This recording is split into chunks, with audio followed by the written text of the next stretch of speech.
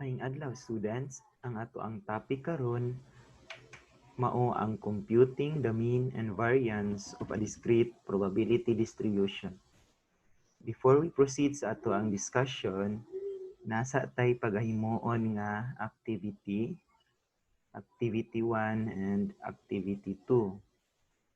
Activity 1 nato, mansira nato ni kung ato ang may numduman, itong ato ang first topic sa statistics and probabilities ng title Random Variable the Exploration.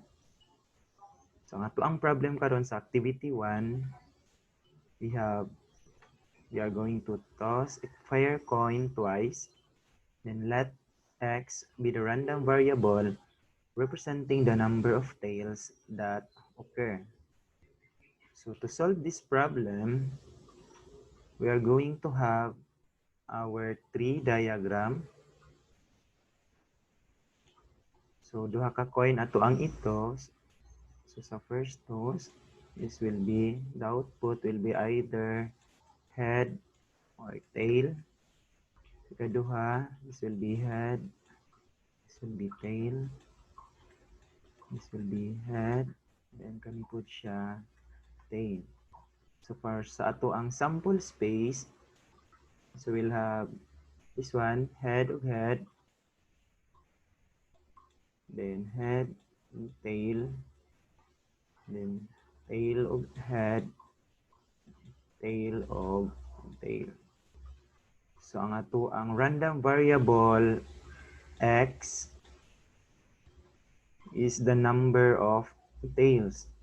So kung ato ang number of tails ato ang basihan, sa first nga outcome, ang value sa ato ang random variable will be 0. Kay walay tail na to diri. Sa ikaduha, isa ra ka buok ato ang tail. Sa ikatulo, isa ka tail. Sa ikaupat, duha ka tail. Therefore, ato ang values of the random variable x mao ni siya. So we will have 0, 1, and 2. Then next,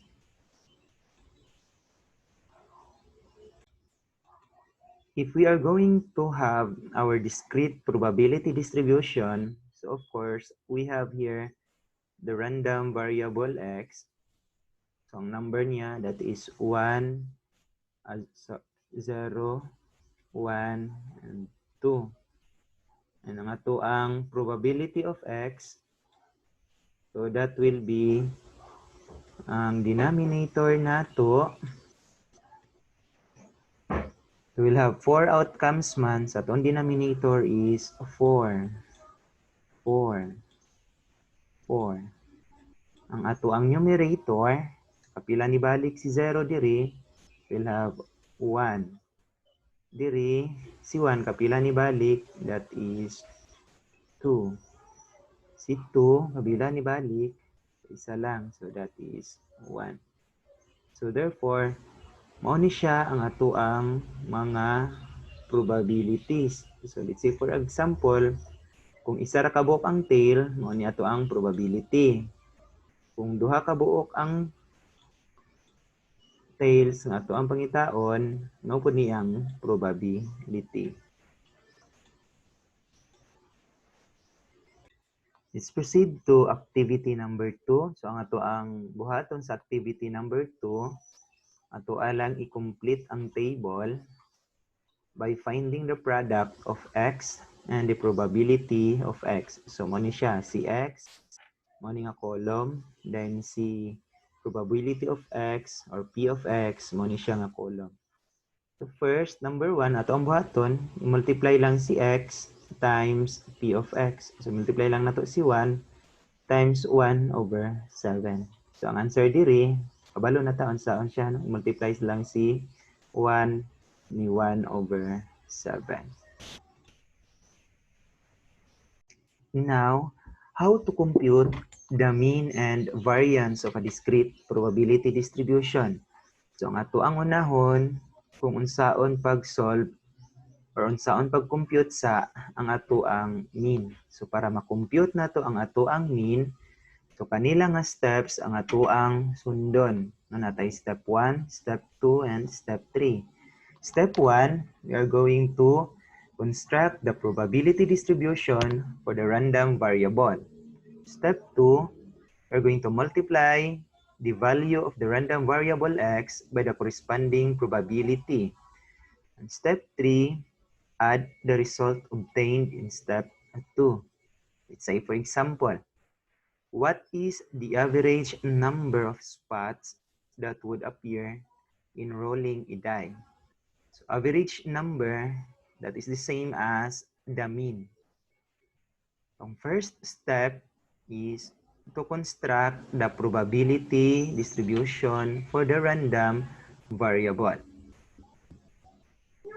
To construct for the probability distribution of the random variable, so again, we will have this tree diagram. So naatay die nga to ang ito. Dayon, what will be the possible outcomes? So pwede kadto lang isa kadat, pwede pod duha, pwede tulo, pwede upat, lima, ug unom. So our sample space now will be kanira gyapon siya, no?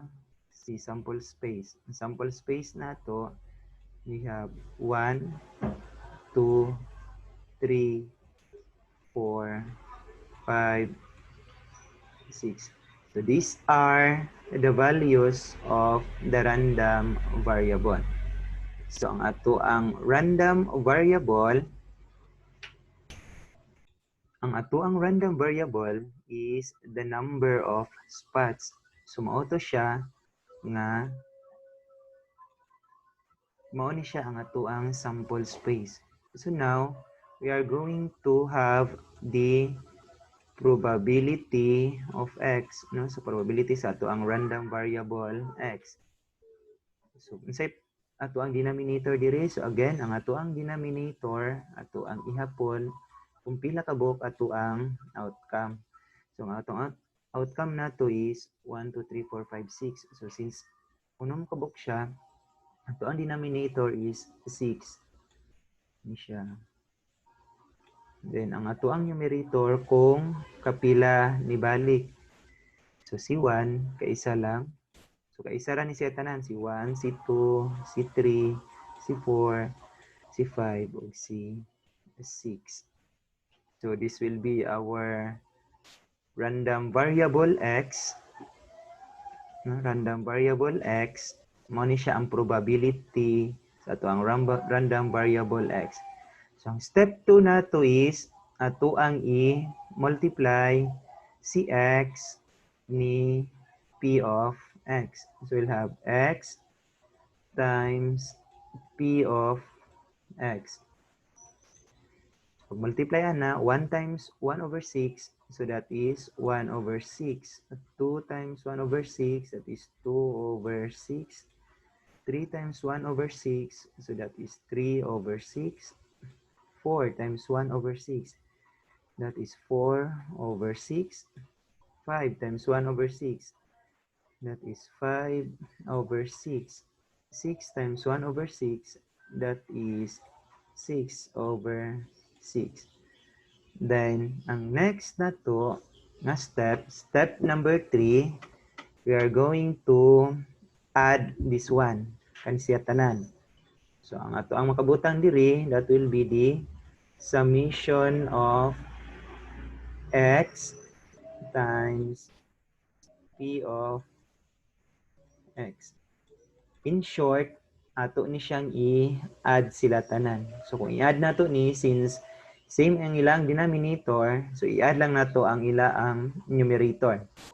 1 plus 2 is 3, plus 3 is 6, plus 4 is 10, plus 5, so that is 15, plus 6, so that is equal to 21.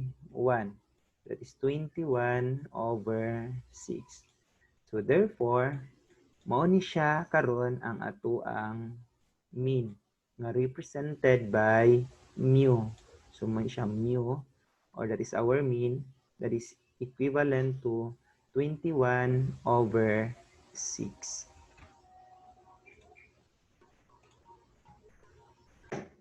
Next, we are going to compute the variance of the probability distribution. So to calculate for the variance and standard deviation, we have these following steps. Number one, we are going to find the mean of the probability distribution. To subtract the mean from each value of the random variable x. Number three, we're going to square the results obtained in step 2. Number 4, multiply the results obtained in step 3 by the corresponding probability. Number 5, get the sum of the results obtained in step 4.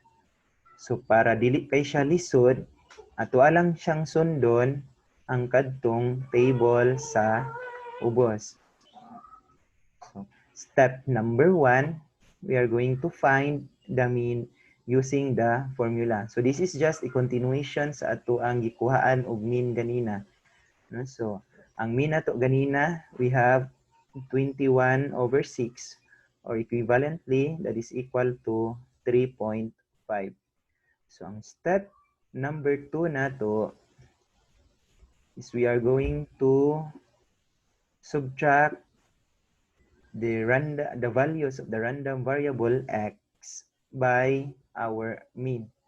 So unsa tong mga values sa ang random variable x ganina? So mao to siyang 1, 2, 3, 4, 5 ug 6. Dayon unsa ato ang mean? That is equal to 3.5. So 1 minus 3.5, so that is equal to negative 2.5. Next, 2 minus 3.5, so that is equal to negative 1.5. 3 minus 3.5, so ang mabilin, negative 0.5. 4 minus 3.5, so that is equivalent to 0.5.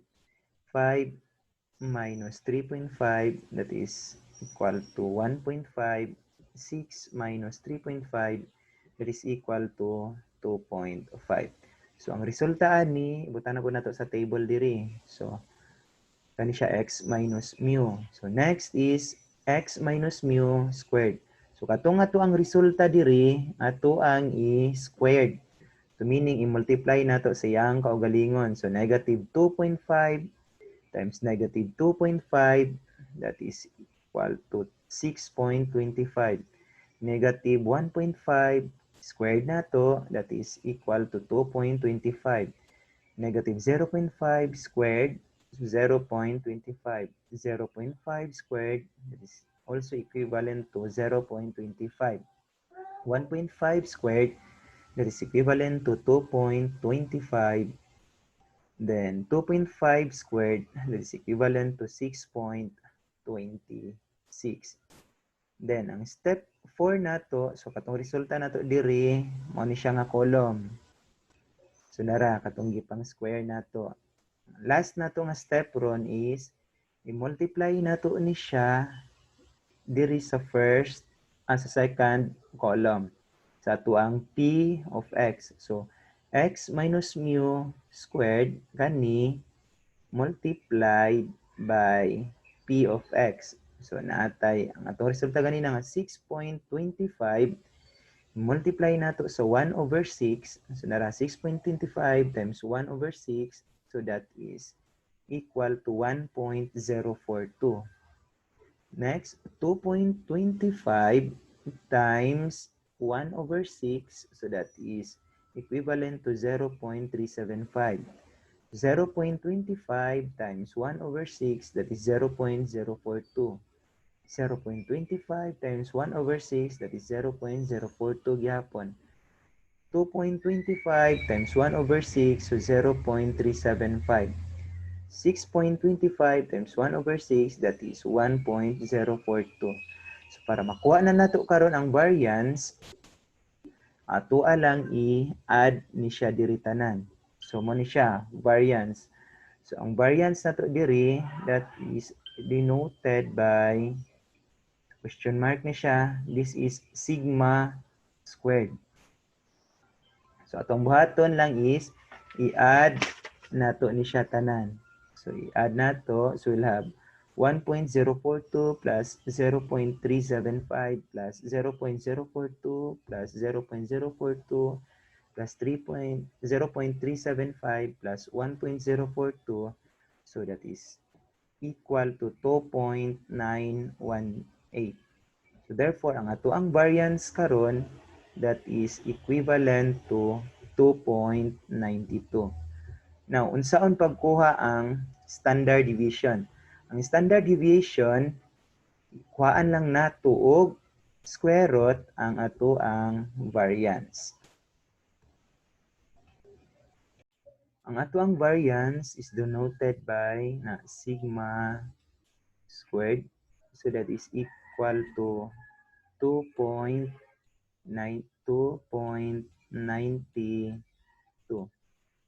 Then ang ato ang standard deviation, mo ni siya ang ato ang standard deviation. So kani siya mao ni ato ang variance.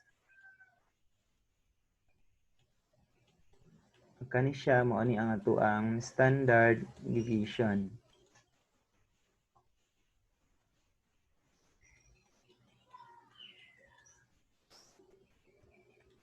So kung ato ang mapansin na ato ang standard deviation, wala nay square diri.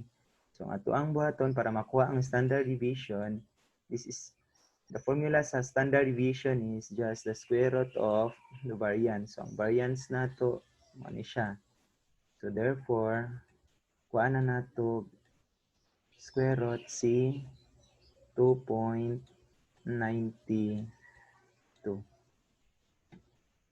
Okay. Then the square root of 2. So ang square root sa 2.92 is equivalent to 1.71. So yung na lang pagkuha sa variance o standard deviation. Again, pagkuha sa variance, katulang steps ang ato ang sundon, no? So kuhaon nato ang mean. So ang formula sa mean, ang step sa mean nato di ay so x times p of x. So mo ni siya. Para makuha nato ang mean ani, ato lang ni siyang i-add tanan.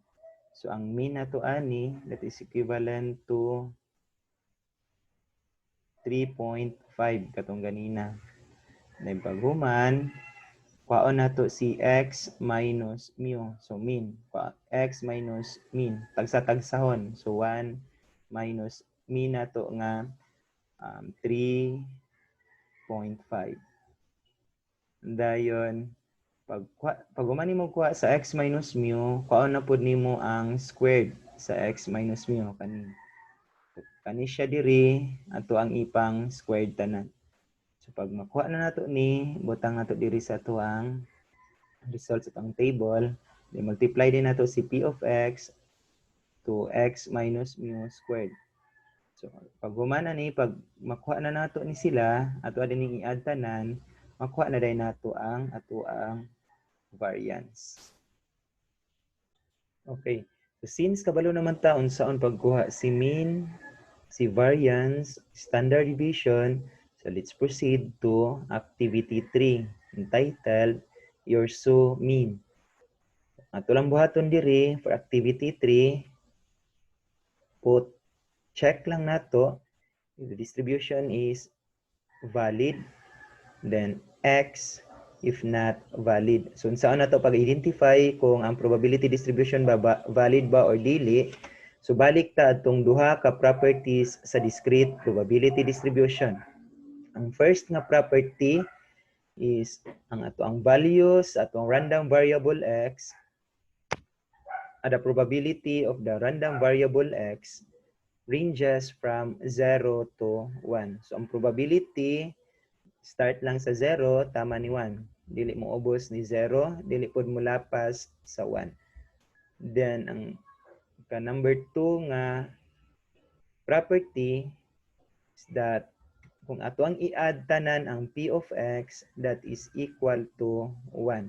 Kung dili gani siya mo equal sa 1, meaning dili valid ang ato ang probability distribution. Kung mag-negative pod ang ato ang probability, meaning dili valid ang ato ang probability distribution. So, kung mulapas pod ang ato ang probability sa 1, meaning dili pod valid ang ato ang probability distribution. Then for activity 3, letter A, we are going to calculate the mean and variance by completing the table below. So ato alang ni siyang i-complete. So ang number 1 nato, so since x times p of x man diri, so ato lang i-multiply ni si x times p of x. So number 1, so unsa answer nato ani? So dali ra kayo. Multiply lang nato si 3 o si 0.15. Number 2, unsa ni diri? X minus mu. So ang ato ang buhaton is x minus mu man. So therefore, x nato diri, which is equivalent to 10, minus mu. So kaon sa nato si mu, which is ang ato ang mean. So para makuha nato si mean, ato ani siyang i-add tanan. Para makuha nato si mean na mu. Dayon, 10 minus mu dayon. Para makuha nato si number 2. And so on na dayon tama ni 3, 4, 5, 6 og 7. Fill in lang nato ni diri kung correct nga data. For number 8 to 10, so that will be identification. Then for activity 4, so this is also a completion of the table. No? So we'll have x, then p of x, x times p of x minus mu squared, then x minus mu squared times p of x. So ato ani siyang i-fill in tanan. So ang atuang problem, unsa nato ni siya pag-fill in, makabase lang diri sa tuang problem sa taas, no? We have find the variance and standard deviation of the random variable x, which can take only the values 3, 5, and 7, given that P of 3, no, sa probability sa 3 is 7 over 30, probability sa 5, P of 5 is 1 over 3, P of 7 is 13 over 30. So ang x na to diri, mo ni siya diri katong values of the random variable x. Then P of x, so mo po ni siya kaning P of 3, P of 5, ug P of 7. So on na dayon. Ato alang ning sundo ning nasa taas. Then makuha na dayon nato ang ato ang activity 4. Activity 5. So to ang buhaton is atong ansira lang gyapon, no, what is the mean of the probability distribution. So same process lang sa ato ang gi-discuss ganina. Okay, so that's all for Module 2, Week 2. Thank you.